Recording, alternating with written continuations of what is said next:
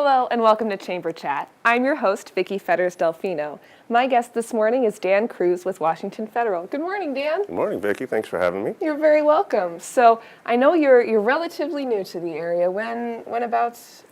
I actually moved to the area it was July of last year. Is when I moved to Monmouth. Oh, wow, longer than I've thought. Uh-huh. And I know you're involved in anything, but for the folks at home, can you kind of give them a rundown of everything you do aside from your day job? Everything aside from my day job. So I am a board member for the Chamber. I'm also a board member for the Monmouth Independence Community Foundation. Mm-hmm. I've been elected the treasurer of the Independence Downtown Association starting next year, mm-hmm. and I'm also on the City of Monmouth Budget Committee.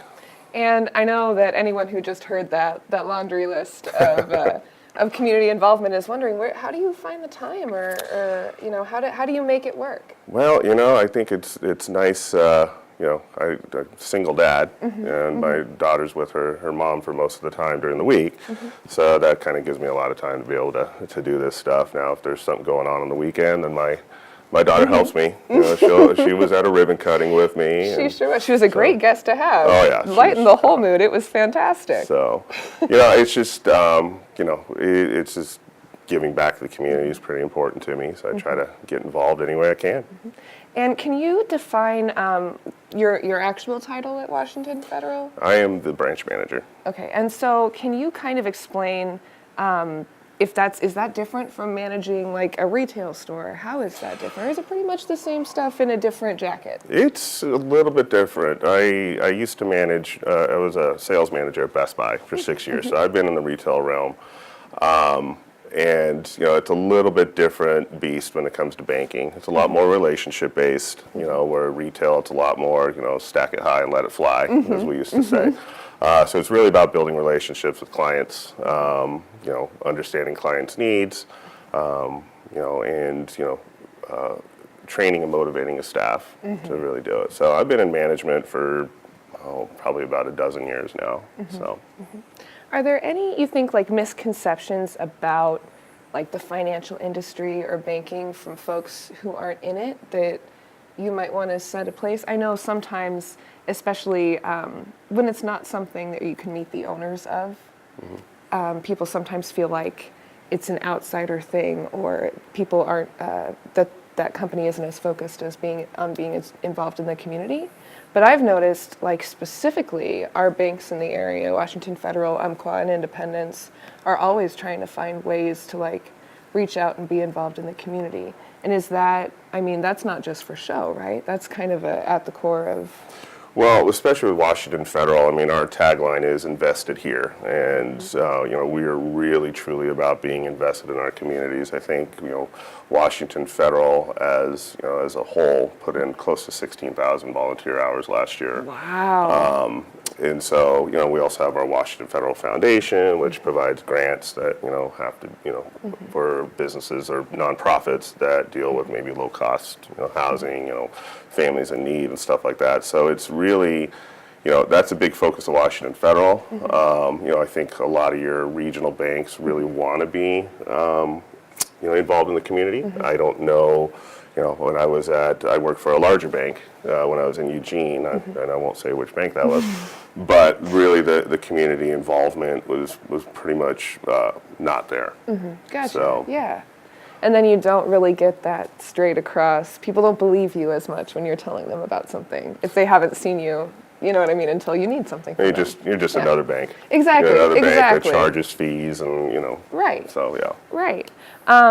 Coming from retail to banking, was that like a hard adjustment, or was it relatively easy for you to pick up? Well, it's a different pace, mm-hmm. Retail, it's, crazy pace. I worked the Black Fridays for 14-hour days and, mm-hmm. got a whole line of people, and then all of a sudden 14 hours is gone because mm-hmm. it's just, nonstop. And you never sat down, not once? Yeah, no, I actually ate my lunch standing up too, I think. Yeah. So. Just in case somebody paged you for something. Of course, I eat my dinner standing up, but So with banking, it's a little bit slower pace because it is more relationship. It is it's the transaction itself. If someone wants to make a deposit or withdrawal, I mean there's different ways you can do it. Right. You can go into a bank, you can do it online, you can do it at an ATM. Right. So really, it's really having those conversations with clients. And are they in the right? Do they have the right accounts that meet their needs?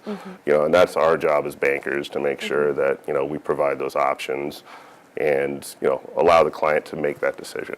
Well, and you guys, also kind of serve as advisors and guides a little bit in a way of if you have a client who is ready to make a big life change and they want to do a house or get a loan for a car or what have you. You guys kind of get to be their advisor, and you're not going to be very good at that if you don't know who they are. Pretty much, right? yeah. As a branch manager, I'm the lead loan officer.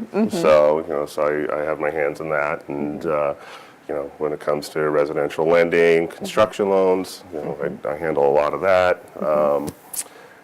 And so I like what I do. I've been around finance forever. I was in consumer finance for years. I've been in the banking realm. Retail was a little bit different stint. I did it for 6 years. I liked it. I got some incredible discounts. That's an investment of time. I feel like that. But then when I had my daughter, retail hours just didn't work. So I said, all right, I'm going to get back into the financial realm a little bit. Nicer hours to work with. So Sure, absolutely. And you also teach a financial literacy course. I do. And that's a partnership with CSC. Is that correct? And how has that been? How did that start? How's that been going?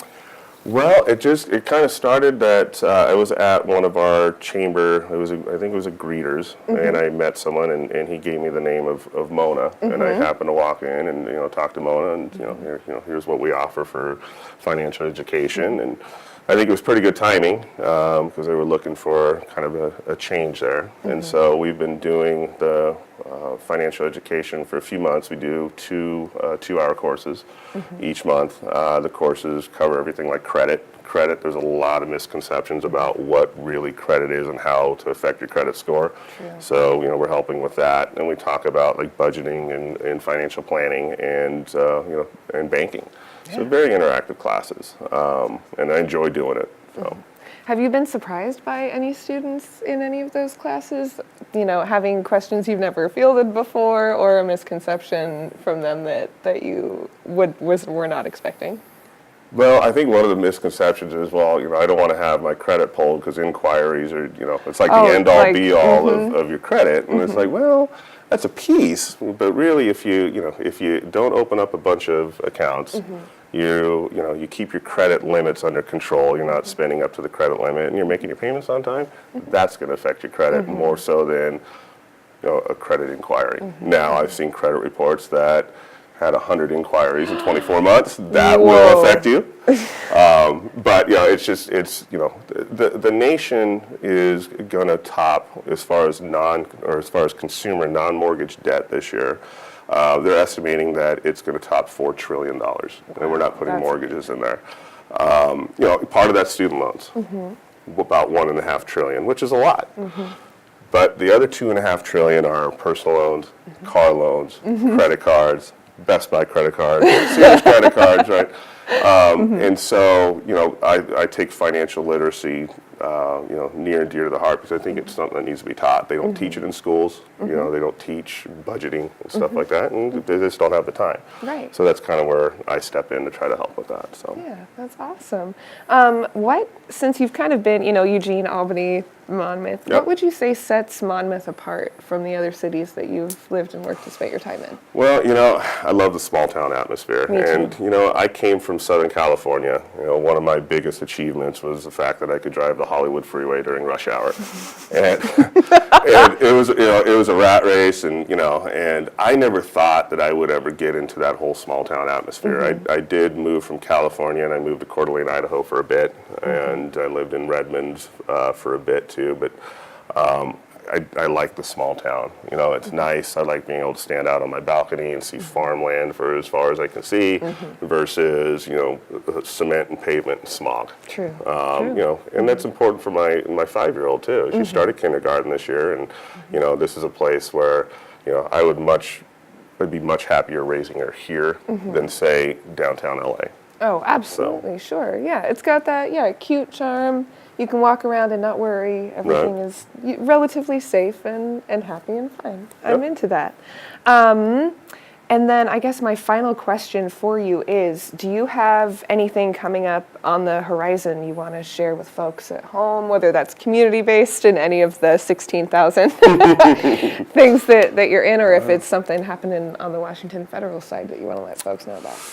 Oh boy, I can't think of anything coming up immediately. I'm sure there's some. I'd have to pull my calendar out. Like I live and die by my Google Calendar. Same. That thing's blowing up all the time with stuff going on. Understood. But I know we've got our what is it? Our community. We got greeters coming up of the second week of the second Wednesday of each month, and then we've got what was it? Our annual community orange banquet's coming up too here pretty quick. Yep, voting's going to open in January, and any chamber member gets to be nominated for an award. I can't guarantee any wins, but the voting comes from your clients, your folks, your Facebook followers, your moms, your dads.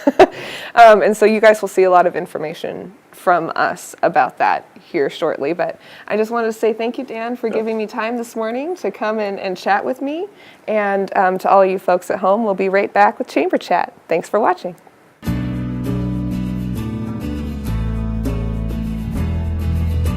Welcome back to Chamber Chat. I just wanted to take a moment to remind all of our valued members that there are still many member benefit opportunities left for reservation for 2019. And I wanted to walk you through a few really easy and simple ways to sign up for those benefits online. If you go to the homepage of our website and you scroll down just slightly, you'll see this Greeters and Thirsty Thursday host reservation form. You can enter your business and organization information and contact information in case we need to get a hold of you. And you can reserve a date for Greeters or Thirsty Thursday, or both. Just answer a quick question at the bottom to prove you're not a computer, click submit, and we'll get that response and get you plugged into our schedule. Another way that you can sign up for a la carte member advertising benefits is through our Join the Chamber tab. If you scroll after the member application, you will see additional opportunities here. You can add cinema ads, an additional sign on our parade float for the 4th of July. You can get a list of our other members' addresses and email addresses so you can further advertise a special or some information that you would like to share. You can also opt in for banner ads, member spotlights, and a plethora of other advertising opportunities. If you have any questions about if these benefits are already included in your membership tier, please feel free to reach out to the Chamber office. You can reach us by phone at 503-838-4268 or email us at micc@micc-or.org. Thank you so much for tuning into this month's episode of Chamber Chat. I'm your host, Vikkye Fetters-Delfino, and we'll see you next month for some more community updates.